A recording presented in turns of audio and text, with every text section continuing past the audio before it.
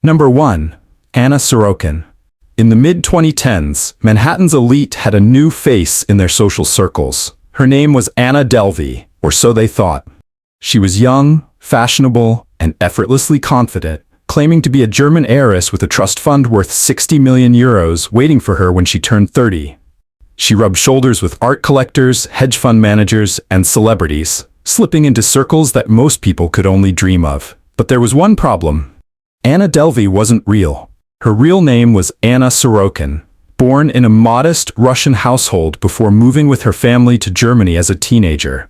By the time she arrived in New York City in 2013, she had reinvented herself. With a fake accent, designer outfits, and the kind of audacity that only works in Manhattan, she convinced everyone around her that she was wealthy beyond imagination. For years, she moved from boutique hotels to luxury dinners without ever truly paying. Anna's scams weren't just about skipping the bill.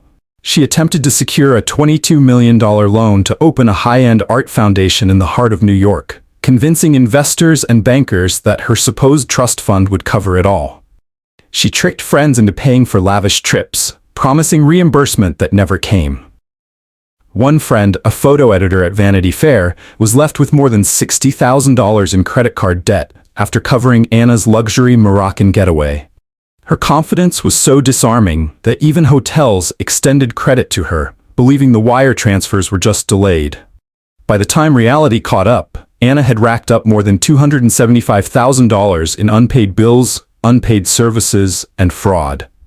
In 2019, Anna Sorokin's carefully constructed fantasy collapsed in a Manhattan courtroom. The trial became a media circus. Journalists packed the seats, fascinated by this young woman who had conned the city's wealthiest by simply acting like she belonged. Even during her trial, Anna seemed more concerned with her courtroom outfits than her charges, hiring a stylist to maintain her image as the heiress. The jury wasn't charmed. Sorokin was convicted of multiple counts of grand larceny and theft of services. She was sentenced to 4 to 12 years in prison, ordered to pay back nearly $200,000, and fined $24,000. After serving just under 4 years, she was released, only to be immediately detained by immigration authorities for overstaying her visa. Anna's story didn't end there. Her case inspired the hit Netflix series Inventing Anna, making her infamous worldwide. Today, she remains under house arrest in New York, banned from using social media, yet still courting attention in interviews, as if crime had only elevated her brand. Anna Sorokin proved something chilling. In a city built on image and confidence, sometimes the illusion of wealth is just as powerful as the real thing. Number 2. Leona Helmsley. If Anna Sorokin scammed her way into high society, Leona Helmsley was born to rule it. By the 1980s, she and her husband Harry Helmsley controlled a multi-billion-dollar real estate empire that included some of New York's crown jewels, the Empire State Building, luxury hotels, and sprawling estates. She lived in opulence, often photographed in jewels and designer gowns, presiding over her properties like a monarch, and in many ways, she believed she was one. But Leona Helmsley wasn't remembered for her empire. She became infamous as the Queen of Mean. The nickname wasn't just tabloid exaggeration. It was the way her employees, tenants, and even friends described her. Known for firing workers on the spot, belittling staff, and treating anyone below her as disposable, Helmsley inspired fear as much as she inspired awe. Still, her wealth and power might have shielded her forever, if not for one unforgettable quote. During a trial, a former housekeeper testified that Helmsley once said, "We don't pay taxes. Only the little people pay taxes." That line would follow her to her grave. In 1989, Helmsley was charged with federal tax evasion. Prosecutors revealed that she and Harry had billed millions of dollars in personal luxuries, from lavish marble floors to gold-plated fixtures, as business expenses. It wasn't just greed, it was arrogance, the assumption that rules didn't apply to her. The trial captured national attention. Watching one of New York's wealthiest women answer for crimes that seemed almost cartoonish in scale felt surreal. Helmsley was ultimately convicted of 33 counts of tax fraud, conspiracy, and mail fraud. She was sentenced to 16 years in prison, later reduced to just over 4. Leona spent 18 months in federal prison before being released to house arrest, yet even behind bars, her reputation as the Queen of Mean lingered. When she returned to her palatial Connecticut mansion, she resumed her life of wealth, though never her full status. The public had seen behind the curtain. Helmsley's story didn't end with her death in 2007. In her will, she left $12 million to her Maltese dog Trouble, sparking another media storm. Judges eventually reduced the inheritance, but it cemented her image as someone who placed her pets above people. The tale of Leona Helmsley isn't just about fraud, it's about entitlement. She had everything: wealth, influence, power, and yet believed she could take more without consequence. Her downfall sent a clear message. Even in New York, where fortunes are built overnight, arrogance can still bring a queen to her knees. Number 3. Sante Kimes. If Leona Helmsley was the Queen of Mean, then Sante Kimes could only be called the Black Widow of Manhattan. Unlike Anna Sorokin or Leona Helmsley, Sante wasn't chasing an image of wealth. She was chasing control, manipulation, and ultimately murder.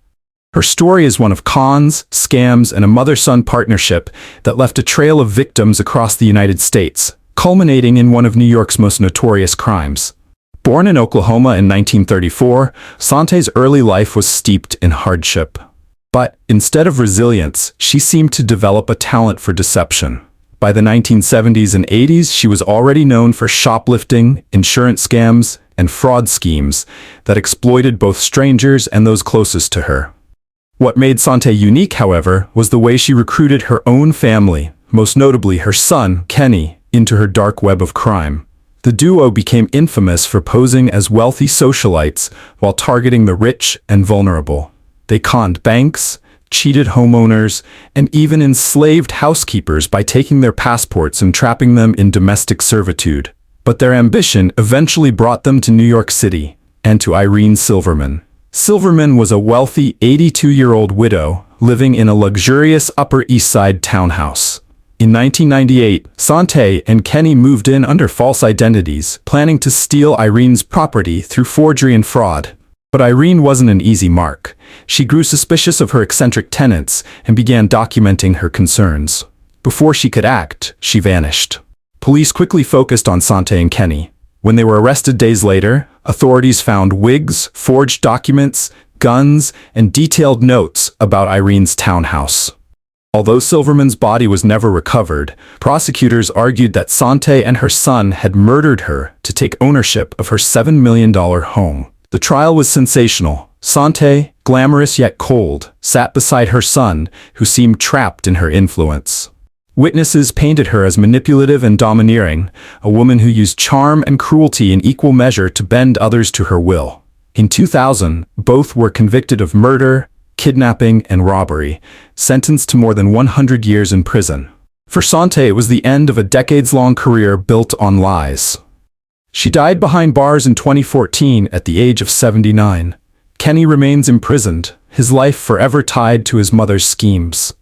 The story of Sante Kimes shows that crime, when fueled by greed and obsession, doesn't just consume victims, it consumes families. Her partnership with her son blurred the lines between loyalty and control, love and manipulation. And in the heart of New York, where wealth and status are everything, Sante proved willing to kill for both. Number 4. Carolyn Warmus. Some New York crimes feel ripped straight from a Hollywood script. That was the case with Carolyn Warmus, a school teacher whose affair with a married man ended not in heartbreak, but in bloodshed. The tabloids would dub her the Fatal Attraction Killer, a chilling reminder of how obsession can turn deadly. Carolyn Warmus seemed to have it all. Born in 1964 and raised in Michigan, she grew up in privilege, the daughter of a wealthy insurance executive. She attended elite schools, earned a master's degree, and began teaching at a suburban elementary school in Westchester County, New York. She was attractive, outgoing, and, to those who knew her casually, appeared to be living a charmed life. But underneath the surface, Carolyn carried an intensity that would soon unravel her world. In the late 1980s, Warmus began an affair with Paul Solomon, a fellow teacher at the same school. The problem? Solomon was married to Betty Jean Solomon, a warm and devoted wife. For a while, the affair stayed hidden, but as time went on, Carolyn became more demanding. She wanted Paul all to herself, and she grew increasingly frustrated that he wouldn't leave his wife. On January 15, 1989, tragedy struck. Betty Jean Solomon was found dead in her Greenburgh, New York home, shot 9 times with a .25 caliber pistol. There were no signs of forced entry, suggesting the killer had either been invited in or had some level of familiarity. Suspicion immediately fell on Carolyn. The evidence was circumstantial but damning. Investigators discovered that just days before the murder, Carolyn had purchased a handgun similar to the one used in the crime. She had also rented movies that eerily mirrored the plot of Fatal Attraction, the 1987 thriller about a woman who becomes dangerously obsessed with her lover. The parallels were impossible to ignore. Carolyn's trial in 1991 gripped the public. Prosecutors argued she was consumed by jealousy and killed Betty Jean to remove her from the love triangle. The defense, however, claimed there wasn't enough physical evidence to tie her directly to the murder. After a mistrial, Carolyn was retried in 1992. This time, the jury found her guilty of second-degree murder and illegal possession of a firearm. She was sentenced to 25 years to life in prison. Warmus served nearly 3 decades before being released on parole in 2019. Even now, she insists she's innocent, claiming she was framed and that the true killer was never caught. Yet, for the public, her story remains forever linked to obsession, jealousy, and the fine line between love and madness. The case of Carolyn Warmus reminds us that sometimes reality does imitate art. The Fatal Attraction killer blurred the line between fiction and fact, leaving behind a story so sensational that decades later, it still sends chills through anyone who hears it. Number 5. Barbara Kogan. Not all killers strike in the heat of passion. Some plan patiently, waiting for the perfect moment to rid themselves of an inconvenience, even if that inconvenience is their own spouse. Barbara Kogan, later dubbed the Black Widow of New York, embodied this cold-blooded calculation. Her crime shocked Manhattan's elite, where appearances of wealth and glamour often concealed darker truths. Barbara Kogan was born into privilege and married George Kogan, a wealthy Manhattan businessman who made his fortune in real estate and retail. On the outside, they were the image of high society success, a fashionable couple with homes in New York and Puerto Rico, photographed at galas and charity events. But behind closed doors, their marriage was unraveling. George began an affair with a younger woman, and divorce loomed on the horizon. For Barbara, who was used to a life of luxury, the prospect of losing her husband's fortune and her social standing was unthinkable. On the morning of October 23, 1990, George Kogan was walking to his girlfriend's apartment on the Upper East Side. As he carried bags of groceries, he was gunned down in broad daylight, shot 3 times in the back. The murder stunned New Yorkers. Who would kill a successful businessman on such a quiet, upscale street? It didn't take long for investigators to look toward Barbara. While she wasn't at the scene, the circumstances were telling. George had been preparing to finalize his divorce and reportedly planned to cut Barbara out of much of his wealth. She stood to gain millions if he died before the proceedings were complete. The case went cold for nearly 2 decades, but whispers about Barbara's involvement never went away. Finally, in 2008, her former divorce lawyer, Manuel Martinez, was arrested and charged with hiring the hitman who killed George. Prosecutors revealed that Barbara had enlisted Martinez to arrange her husband's murder, offering large sums of money to ensure George would never leave her penniless. Faced with overwhelming evidence, Barbara Kogan eventually pleaded guilty to conspiracy and grand larceny in 2010, 20 years after the killing. She was sentenced to 12 to 36 years in prison, a dramatic fall from the glittering life she once lived. The media dubbed her the Black Widow of New York, a label that captured both her elegance and her lethal betrayal. Unlike many killers, Barbara didn't act out of rage or impulse. She acted out of entitlement, determined to preserve her status at any cost. In 2020, Barbara was released on parole after serving 12 years. For many, her freedom reopened old wounds, especially among those who remembered George as a kind man cut down on the cusp of starting over. The tale of Barbara Kogan is a reminder that behind New York's glittering penthouses and charity galas can lie envy, betrayal, and greed. poisons as deadly as any weapon. Number 6. Alice Crimmins. Before names like Casey Anthony dominated headlines, there was Alice Crimmins, the original most hated mother in America. Her case began in Queens in the 1960s, long before the age of 24-hour news cycles and social media. Yet it sparked the same kind of national outrage, gossip, and fascination that we still see in high-profile trials today. Alice was a striking woman, a red-haired former airline stewardess who loved fashion, makeup, and nightlife. She was also a mother of 2 young children, 5-year-old Eddie Jr. and 4-year-old Alice Marie, known as Missy. In July of 1965, Alice reported her children missing from her apartment in Kew Gardens. Within days, both were found dead. Missy strangled, Eddie suffocated. The brutality of the crime horrified New York. From the very beginning, police zeroed in on Alice. It wasn't just the circumstances, a mother whose children were killed, but her demeanor. Instead of the devastated, grieving parent the public expected, Alice appeared composed, even detached. She wore glamorous clothing to court, smiled for cameras, and maintained her innocence while openly living a life of independence. To detectives and prosecutors in conservative mid-1960s America, this made her suspicious. There was no physical evidence tying Alice to the murders. No fingerprints, no witnesses, no confession. But investigators built a case around her lifestyle, portraying her as a selfish mother more interested in dating and partying than raising children. In their narrative, Alice killed her children to free herself from parental responsibility.